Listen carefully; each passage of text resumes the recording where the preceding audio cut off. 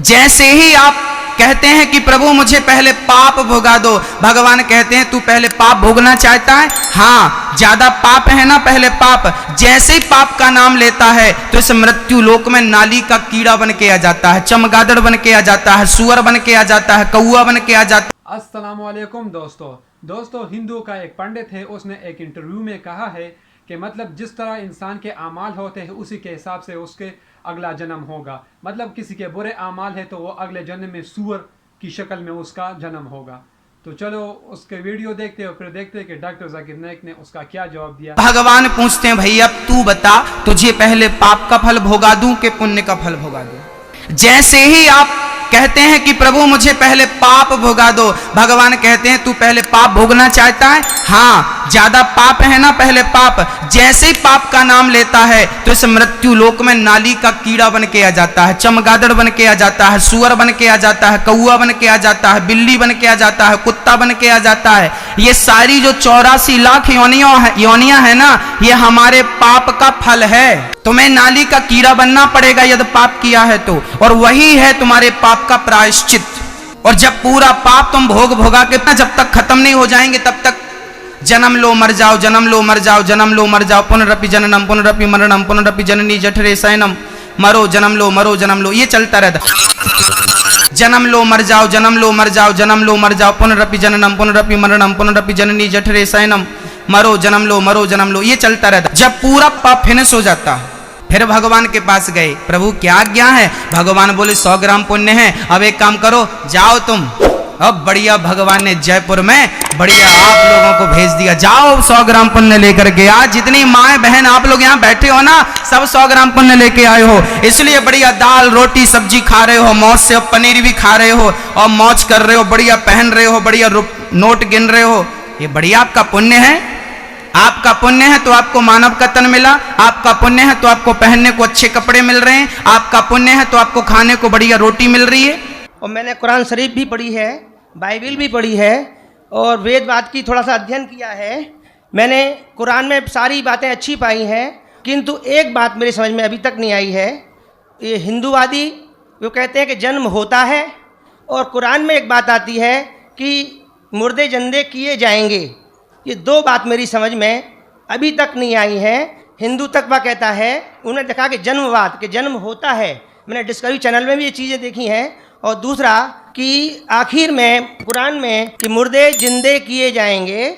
मैंने इस बात को बहुत से पूछा है, किंतु मेरे का इस बात का क्लियरिफिकेशन कोई भी मज़हब, एक तो जन्मवादी, दूसरा जो जन्म नहीं मानता यानी मुर्दों को जिंदा करता है, समझा नहीं पाया। मैं आपसे प्रार्थना करता हूँ कि इस बात को कुरान के माध्यम से और आपके माध्यम से मैं समझने के लिए आपसे गुजारिश कर रहा हूँ। धन्यवाद।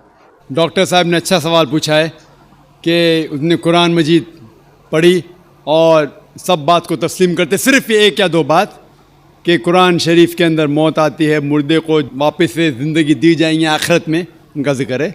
और हिंदू लोग ये मानते हैं कि पुनर्जन्म में, और वो डिस्कवरी चैनल पे देखे कि पुनर्जन्म होता है।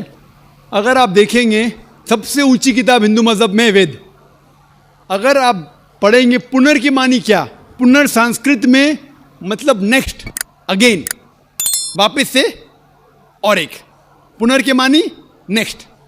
तो पुनर्जन्म मतलब नेक्स्ट जिंदगी और एक जिंदगी। अगर आप कुरान शरीफ पढ़ेंगे, कई आयते हैं कि अल्लाह सुब्हाना व तआला ने आपको ज़िंदगी दी, पहले आप थे नहीं, फिर ज़िंदगी दी, इस धरती पे आए, फिर आपको मौत देंगे, फिर आखिरत में उठाया जाएगा।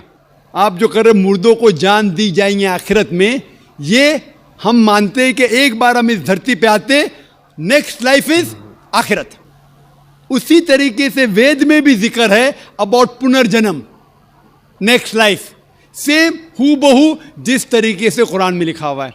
लेकिन आम हिंदू मज़हब के जो गुरु है, स्वामी हैं, इन लोग जब ये जानने लगे, एक उनको कठिनाई पेश आई, वो देखने लगे कि कई इंसान जब पैदा होते हैं with congenital defects, heart problem, heart defects, limb problem, कोई अमीर पैदा होता है, कोई गरीब पैदा होता है, तो भगवान ही कैनॉट बी अनजस्ट।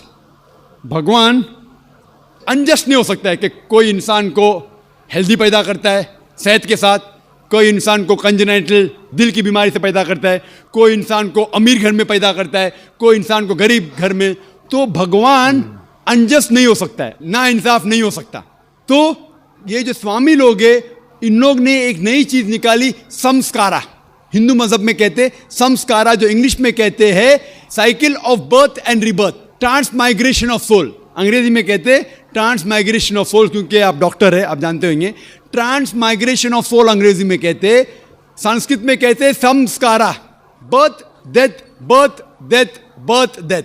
कहीं भी वेद में नहीं लिखा हुआ है कि birth death birth death birth death, कहीं भी वेद में नहीं लिखा है। चैलेंज है मेरा, ये इन लोग को मिलता है भगवत गीता के श्लोक से। भगवत गीता का श्लोक चैप्टर नंबर 2 में वर्स नंबर 22 में, उसमें लिखा हुआ है कि जब कोई शख्स अपने कपड़े निकालता है तो वो नए कपड़े पहन लेता है, उसी तरीके से रूह एक नई जिस्म में जाती है।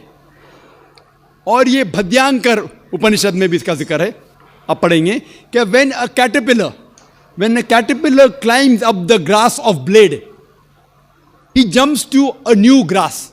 Same way the soul takes a new body. जिस तरीके से कैटरपिलर घास के ऊपर चढ़ता है और दूसरे घास पे जाता है, उसी तरीके से रूह एक नई बॉडी के अंदर जाता है। तो इस श्लोक के बुनियाद पर इन लोग ने एक फिलॉसफी पैदा की, संस्कारा, कि इंसान जो कर्म के बेस के ऊपर, कर्म और धर्म की फिलॉसफी, कर्म मतलब अच्छे कर्म करोगे धर्म के हिसाब से तो अगले जन्म में आप अच्छे पैदा होंगे। अगर आपके कर्म बुरे होंगे तो अगले जन्म में आप हो सकता है कि लूला पैदा होंगे या लंगड़ा पैदा होंगे। और जो कहते हैं कि आप इंसान 7 बार बनेंगे, ये कौन कहता है? वेद नहीं कहती, ये स्वामी जी लोग कहते हैं।